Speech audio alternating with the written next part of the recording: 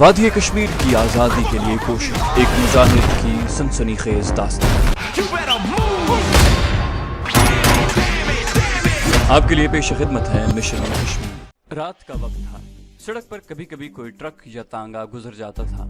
کھیت سنسان تھے، چاروں طرف رات کے اندھیرے نے چادر تان رکھی تھی۔ میں رام تلائی سے بھی آگے نکل گیا، پھر بائیں جانب مقبول پورے والی بستی آئی اور وہ بھی گزر گئی۔ اس کے بعد بجلی والا نہر کا پل آیا۔ میں نے اچھی طرح چاروں طرف دیکھ بھال کر پل عبور کیا۔ اب میں غیر آباد علاقے میں داخل ہو چکا تھا۔ کھیتوں کی بجائے اب میں سڑک کے کنارے ٹالیوں کے درختوں کے نیچے سے ہو کر گزرنے لگا۔ دور سے کسی ٹرک یا بس کی روشنی نظر آتی تو میں کھیت میں چھپ جاتا۔ اس طرح میں نے کافی فاصلہ طے کر لیا تھا، لیکن رات کے وقت پیدل چلنا ٹھیک نہیں تھا۔ میں نے سوچا مجھے ریلوے لائن کے ساتھ ساتھ چلنا چاہیے، تاکہ اگر کسی اسٹیشن پر جالندھر کی طرف جانے والی کوئی گاڑی نظر آئے تو اس میں سوار ہو جاؤں۔ ریل گاڑی کا ٹکٹ میرے پاس ہی تھا۔ مجھے یہ معلوم نہیں تھا کہ ریلوے لائن کس طرف ہے۔ میں جی ٹی روڈ سے ہٹ کر کھیتوں میں آ گیا۔ فصل اونچی نہیں تھی، مجھے کسی سگنل کی بتی کی تلاش تھی۔ میں کھیتوں میں چلتا رہا۔ کوئی آدھا گھنٹہ چلنے کے بعد مجھے دور ریلوے سگنل کی سرخ بتی نظر آئی۔ میں اس طرف چلنے لگا۔ وہاں سے ریلوے لائن زیادہ دور نہیں تھی۔ ریل کی پٹڑی زمین سے ذرا اونچی تھی۔ میں ریلوے لائن کے ساتھ ساتھ چلنے لگا۔ کچھ اندازہ نہیں تھا کہ میں کتنی دور تک چلا ہوں۔ مجھے تھکاوٹ محسوس ہونے لگی، جسم پسینے سے شرابور ہو گیا۔ ابھی تک کوئی اسٹیشن بھی نہیں آیا تھا۔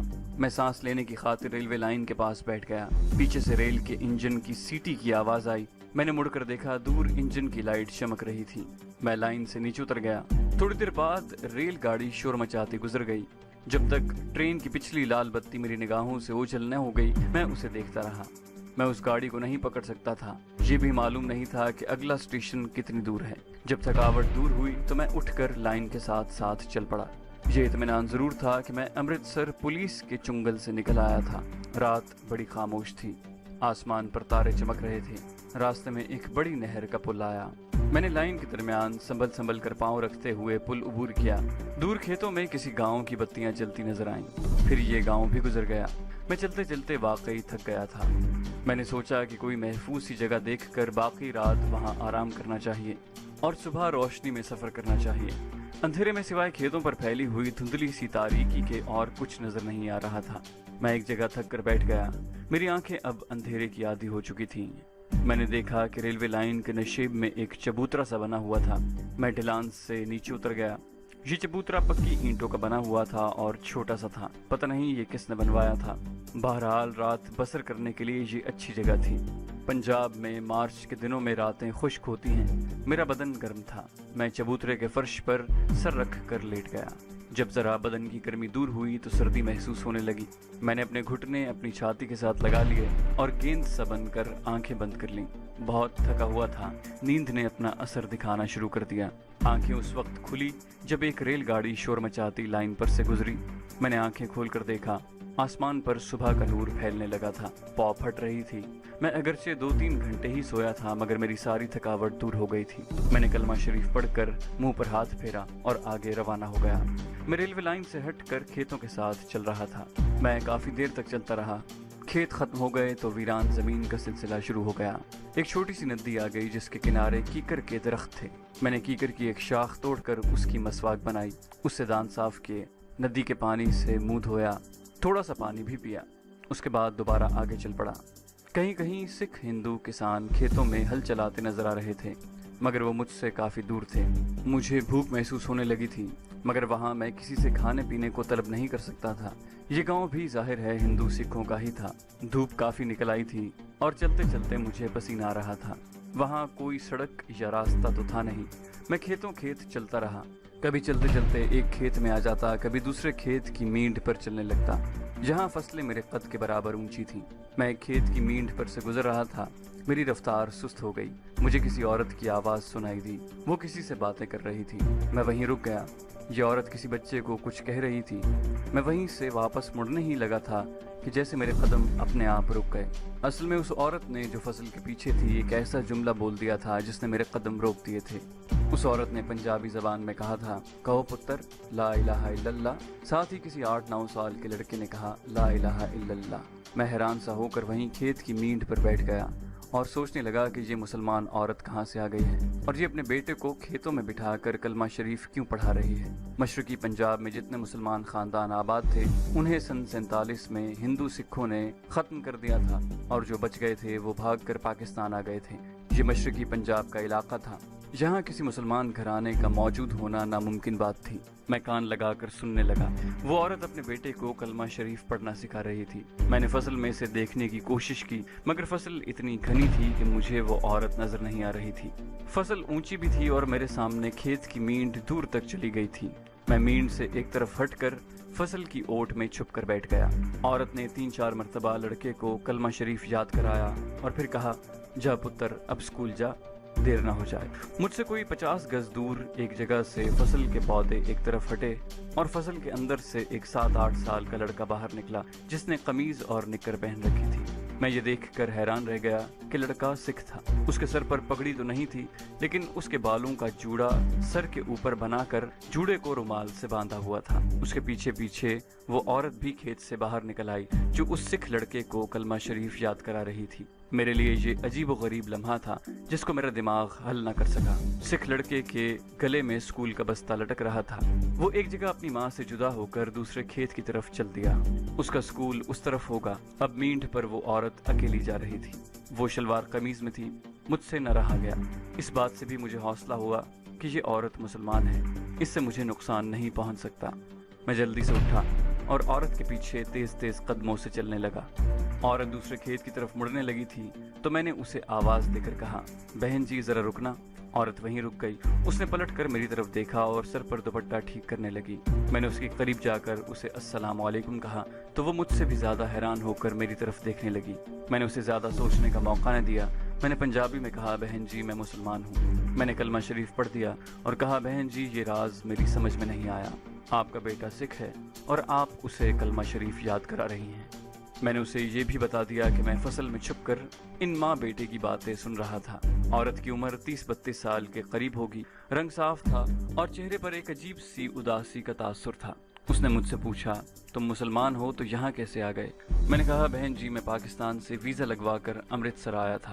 रेलगाड़ी में बैठकर दिल्ली जा रहा था। रास्ते में एक स्टेशन पर गाड़ी रुकी। मैं पानी पीने के लिए उतरा और गाड़ी चल दी। अब पैदल ही अगले स्टेशन की तरफ जा रहा था कि जरा सैर भी हो जाएगी और अगले स्टेशन पर दूसरी गाड़ी भी पकड़ लूंगा।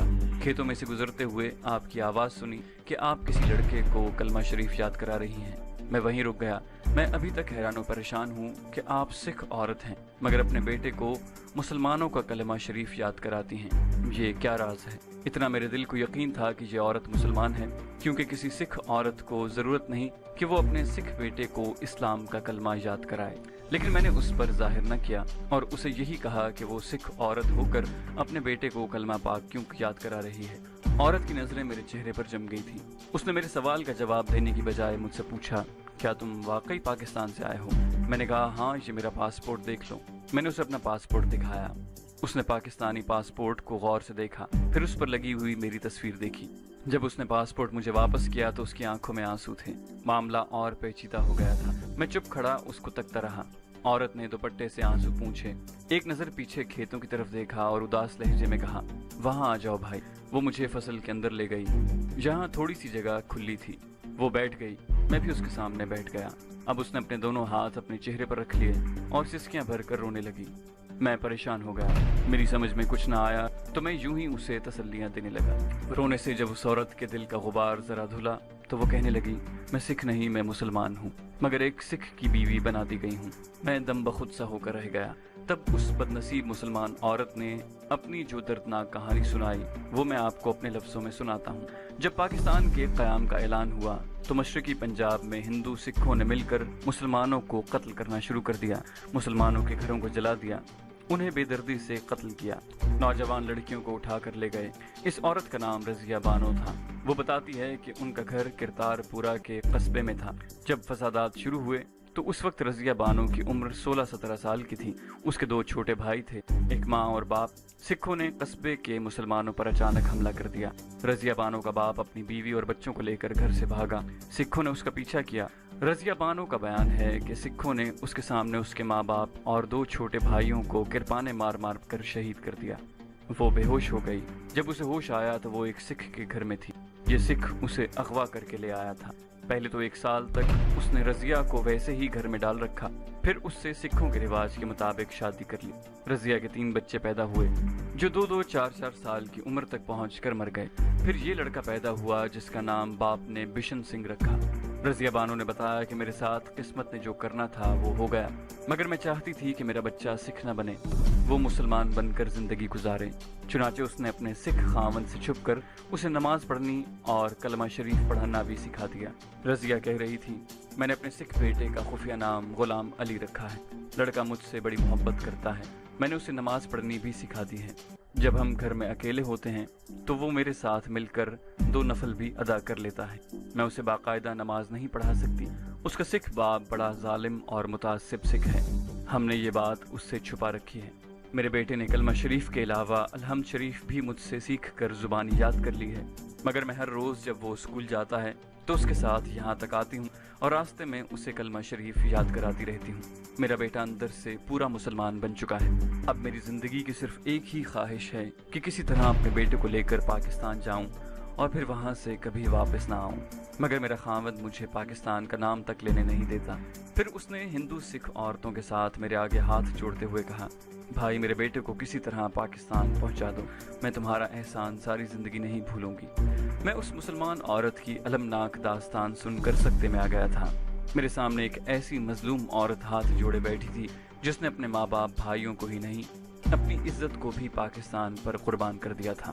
ये सन 47 में मशरकी पंजाब में उन सिखों के हाथों अगवा शुदा एक मुसलमान औरत का अलमिया नहीं था, बल्कि ऐसी हजारों लाखों मुसलमान औरतों का अलमिया था जो न जाने भारत के देश में, काफिरों के देश में कहाँ कहाँ कैसी कैसी जिल्लत की जिंदगियां बसर कर रही थी। ये औरत जो कभी एक गैरतमंद बाप की मुसलमान बेटी रजिया बानो थी, अब कुलदीप कौर के नाम से अपनी कोख से बिशन सिंह को जन्म देकर पाल रही थी और छुप छुप कर उसे कुरान शरीफ पढ़ा रही थी। मैंने अपने हाथों से रजिया बानो के हाथ नीचे कर दिए और कहा, मेरी बहन, अगर ये बात मेरे इख्तियार में होती तो मैं अभी तुम्हें और तुम्हारे बेटे को यहाँ से निकाल कर पाकिस्तान ले जाता, मगर मेरी बहन, यकीन करना मैं मजबूर हूँ। ख्वाहिश के बावजूद ऐसा नहीं कर सकता, लेकिन इस बात का तुमसे वादा करता हूँ कि अगर कभी ऐसा वक्त आया तो मैं तुम्हारे पास आऊँगा और तुम्हारे साथ तुम्हारे बच्चे को भी पाकिस्तान पहुँचा दूँगा। मुझे माफ़ कर देना मेरी बहन। रजिया बानो उर्फ कुलदीप कौर के चेहरे पर एक ऐसा गम, ऐसी उदासी छा गई थी जो सदियों का गम और सदियों की उदासी लगती थी। उसने सर उठाकर मेरी तरफ देखा और कहा, तुम यहाँ बैठो, मैं तुम्हारे लिए खाने को कुछ लाती हूँ। मैंने कौम की उस बदनसीब बेटी के पाँव को एक हाथ से छूकर वो हाथ अपनी आंखों पर लगाया और उठते हुए कहा, जिंदगी रही तो एक बार बहन तुम्हारे पास जरूर आऊँगा। ये कहकर मैं फसल में से निकलकर खेत की मींट पर आया और रेलवे लाइन की तरफ चल पड़ा। मेरा दिल पाकिस्तान की उस मजलूम बहन के गम में डूबा हुआ था। कितनी देर तक मैं चलता गया, मुझे कुछ पता न चल सका कि मैं कहां से कहां आ गया हूं। जब अपने होश व हवास में आया तो देखा कि मैं एक रेलवे फाटक के करीब पहुंचा हूं।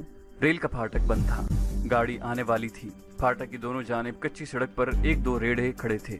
एक सिख भैंस का रस्सा हाथ में थामे भैंस को रेलवे लाइन पार कराने की कोशिश कर रहा था। दूर से रेल के इंजन ने सीटियां देनी शुरू कर दी। फाटक वाले ने शोर मचा दिया। सिख इतनी देर में भैंस को लाइन पार करा चुका था। इस बार गाड़ी जालिंधर दिल्ली की तरफ से आ रही थी। मैं फाटक से कुछ दूर ही खड़ा हो गया। थोड़ी देर में ट्रेन आ गई। उसका इंजन कोयले से चलने वाला इंजन था। अभी तक मैंने इंडिया में रेलगाड़ियों के आगे लगे हुए कोयले से चलने वाले इंजन ही देखे थे। बाद में मुझे मालूम हुआ कि चूंकि इंडिया में कोयला कई मकामात से निकाला जाता है, इसलिए ज्यादातर रेलगाड़ियां कोयले के इंजनों से ही चलती हैं।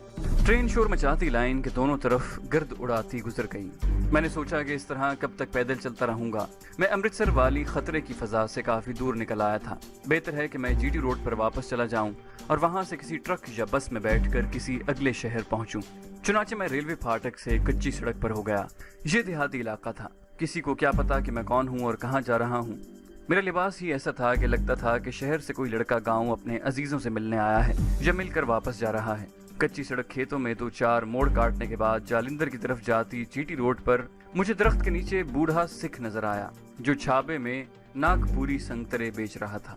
इस किस्म का एक संतरा मैंने सैयद साहब के यहाँ खाया था। मुझे भूख लग रही थी और प्यास भी महसूस हो रही थी। पहले सोचा कि सिख के पास नहीं जाना चाहिए, न जाने वो क्या पूछ बैठे और क्या जवाब मुंह से निकल जाए।